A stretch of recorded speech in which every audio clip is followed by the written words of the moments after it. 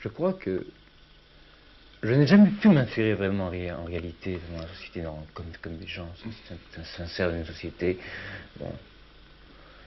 Peut-être que je me suis créé des tas de problèmes, mais ce sont des problèmes conscients, des problèmes que je veux résoudre et qui existent. Les gens, à l'heure actuelle, voient des choses comme ça, sont conditionnés pour ainsi dire par la télévision, par le cinéma, par le disque, par la radio, et les nouvelles se font vite se transmettent très rapidement, et toutes les nouvelles choses. Les gens ne comprennent pas. Et quand tu dis que c'est de la faute de la société, finalement, oui. tu n'as pas l'impression de simplifier un peu les problèmes, de les réduire? Je voudrais que la société soit plus simple, devienne moins compliquée, en effet. Parce que là, tout à l'heure, tu disais que peut-être une révolution pourrait changer les choses, hein, pourrait changer ta situation. Une révolution pourrait changer ma situation, c'est sûr, oui. Tu crois à ça? Ah oui, je crois, oui. Je crois, oui, matériellement. De vivre dans une maison avec un loyer dans un HLM et de sortir le dimanche, aller au cinéma avec une femme, il y a beaucoup de gens qui font ça. Vous savez, c'est pas tellement drôle. Hein. Oui. On le fait 8 jours et puis après on arrête. Hein.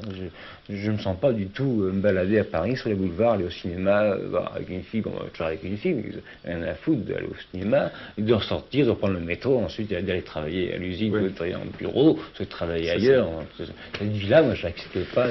Elle n'a aucun but, il n'y a aucun. Il n'y a aucune... Oui, c'est-à-dire tu refuses le modèle de la société bourgeoise. Je refuse le modèle de la société bourgeoise, voilà. Oui. C'est ça.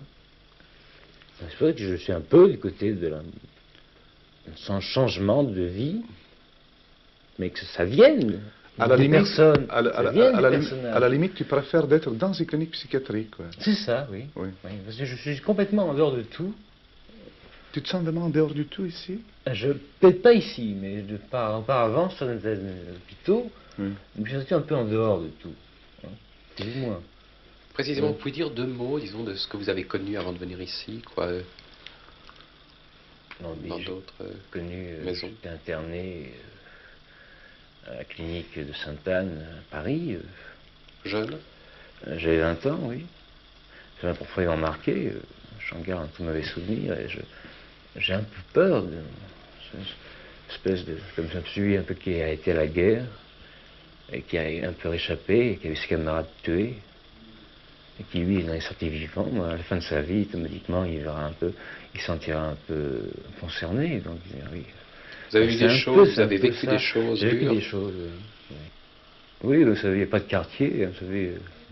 On rentre là-dedans, on fait une piqûre, un électrochoc, vous restez là, puis vous êtes habillé, on vous habille, on vous donne un costume, un pantalon, une veste, et voilà, vous avez une tenue d'été, une tenue d'hiver, et vous passez votre temps à tourner de long en large sans thérapie. Aussi, même il y en a, c'est difficile d'y accéder, mais il y en a qui accèdent et qui restent, pour ainsi dire.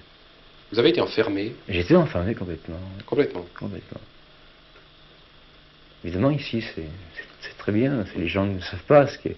Les gens qui n'ont pas connu auparavant les hôpitaux d'État, les hôpitaux où on considère le malade comme un fou. Hein, il est fou. Là, il y a une barrière. Il est fou. Nous, on est infirmiers. Ils sont fous. Hein, il y a ça. Hein. Ici, il n'y a pas de barrière. Ici, il n'y a pas de barrière. Tout le monde on ne fait pas une grande famille, en quelque sorte. On se connaît très bien. Je ne suis pas d'accord, M. Sarkozy, il n'y a pas de barrière. Hein. C'est pas... Ici, oui, mais justement, ce que tu ne comprends pas, c'est que tu fais peut-être une barrière, toi. Mais en réalité, il n'y en a pas. Tu crois qu'il n'y en a pas de barrière? Bien sûr, il n'y a pas de barrière. S'il y avait une barrière, à ce moment-là, il n'y aurait plus de clinique valable. Il y avait une barrière, c'est comme vous pourriez boucler tout complètement. Hein. Vous parlez peut-être pas de la même barrière. Hein. Une barrière comment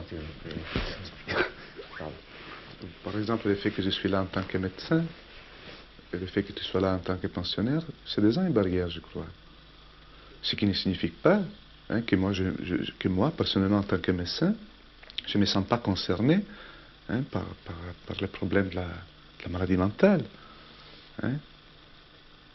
Tu comprends ce que je veux dire? Hein? Je crois au contraire qu'il faut des barrières. Mais il faut savoir quelles barrières. Écoute, dans une institution prolétarienne, est-ce qu'il y a des barrières? Dans le communisme, est-ce qu'il y a une barrière? Moi, je pense qu'il y a des barrières. S'il y a des barrières, à ce moment-là, faire quelle révolution pour changer quoi que ce soit? Alors, rien, aucune rien n'est vraiment un but normal et idéal. Il n'y a aucun idéal. Bon, mais c'est aucun idéal. Je refuse l'idéal. Je refuse de vivre dans la société actuelle parce que je trouve qu'il n'y a absolument aucun idéal. Et si jamais, même dans les mondes communistes, même que ce soit en Chine ou ailleurs, au Vietnam, si ce n'est pas l'idéal, ben c'est. Alors qu'est-ce qu'il y a? Oui. Qu'est-ce qu'il nous reste sur la Terre? Pourquoi ils s'en foutent ici? Ils s'en foutent sur la Terre à ce moment-là. Hein? À ce moment-là, on n'a plus qu'à. Mais le fait qu'on a un idéal commun, Je ne sais pas. hein, qu'on a un but commun, Oui. ne signifie pas hein, que les barrières, les limites, si tu veux, entre les individus hein, sont éliminées. Mais je pense que chaque individu a son espace à lui. Hein. C'est ça qui est le Hein. problème. Oui, Peut-être voilà. qu'il faut le reconnaître, Chacun à cet sa manière espace. voudrait faire ceci, voir les choses différemment. Chaque personnage voit les choses différemment. Parce que tout le monde a un caractère différent. Tu es trop idéaliste, hein, Michel. Tu proposes finalement un renversement de la situation. Oui.